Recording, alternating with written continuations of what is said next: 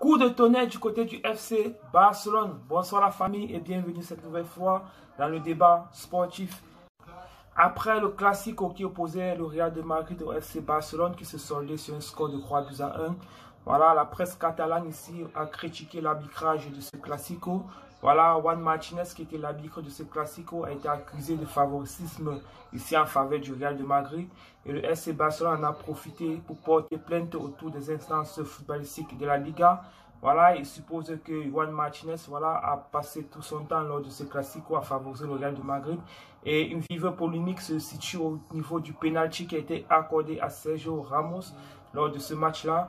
Parce qu'on dit ici que les arbitres assistants lors de ce match, la presse catalane l'a prouvé déjà, que les arbitres assistants ont bien renouvelé ici à l'arbitre central de ce match qu'il n'y avait pas penalty et que c'était Sergio Ramos qui était le premier à commettre cette faute sur Clément Lenglet. L'anglette ou l'anglette, voilà, c'est en français, je ne sais pas trop comment on appelle ça. Et si l'arbitre a décidé après visionnage de la vidéo de la VAR, voilà, il a décidé d'accorder ce penalty au Real de Madrid. Et la presse catalane a prouvé qu'il n'y avait pas penalty, non seulement, et que l'arbitre, voilà, a complètement ignoré ici tout ce que les autres arbitres assistants avaient dit lors de ce match. Et d'après la presse catalane, une fois de plus, ça a été prouvé que le père de cet arbitre et le frère de cet arbitre, déjà, étaient les fervents supporters du Real de Madrid, donc raison pour laquelle il était normal pour lui de favoriser le Real de Madrid lors de ce match. Donc c'est une vive polémique ici du côté de l'Espagne. Voilà, les Catalans n'ont pas accepté cette défaite-là et ils disent qu'ils ont perdu ce Classico juste parce que l'arbitrage était pro-Madrilène. Et on se pose la question pourquoi chaque année toujours il y a une polémique après le Classico, parce que le FC Barcelone n'est pas la seule équipe où, voilà, qui a déjà subi ces injustices, parce que eux aussi déjà ils ont déjà été favorisés par l'arbitrage lors des Classicos et non pas seulement lors des Classicos, aussi en Ligue des Champions. Mais là ici c'est qu'il y a une différence parce que la faute ici c'est pas une erreur d'arbitrage mais c'est un favoritisme, parce qu'il faut dire ici que l'arbitre a été sommé par ses assistants qui ont dit qu'il n'y avait pas de penalty. Ils ont démontré que c'est Sergio Ramos qui était le premier à faire la faute.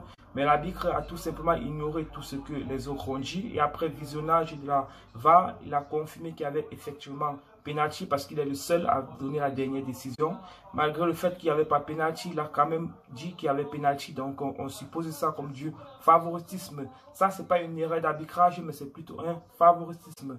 Espérons ici que les Barcelonais auront gain de cause grâce à ces plaintes. Et voilà, la Liga pourra décider autrement pour cet arbitre. Et dites-nous aussi en commentaire si vous aussi également à la maison, vous aviez pensé lors de ce classique que l'arbitrage était pro-Madrilène. Toujours du côté du FC Barcelone, ici le président du FC Barcelone, voilà, qui avait été mis sur sellette depuis la débâcle du FC Barcelone en Ligue des Champions contre le Bayern de Munich. Voilà, il avait été dit que le président barcelonais était entré en conflit avec Messi, il est aussi entré en conflit avec les sociaux. Et ce week-end déjà, tout le monde attendait la démission de ce président. Mais malheureusement, il a annoncé, voilà, depuis hier qu'il n'allait pas démissionner ici du FC Barcelone et qu'il restait président. Et que c'était un problème s'il démissionnait pendant cette période où tout ne va pas bien du côté FC Barcelone. Il pense qu'il est l'homme de la situation et c'est juste avec lui que le FC Barcelone pourra aller un peu plus mieux. Et il espère aussi que Lionel Messi pourra prolonger son contrat dans les semaines à venir aussi. Et voilà, c'est une très grande déception déjà du côté des supporters barcelonais, aussi des autorités barcelonaises, parce qu'ils auront tous espéré que c'était la fin du président barcelonais. Et rappelons ici que les sociaux déjà et les autorités avaient prévu, voilà, rapprocher la date des élections ici, voilà, et malheureusement ici, ces élections n'auront plus lieu comme prévu parce que ici, les autorités barcelonaises ont dit qu'en raison de la crise sanitaire de coronavirus, voilà, il était impossible d'organiser, voilà, un référendum le plus tôt possible et les conditions, voilà, n'y vont pas tous ensemble.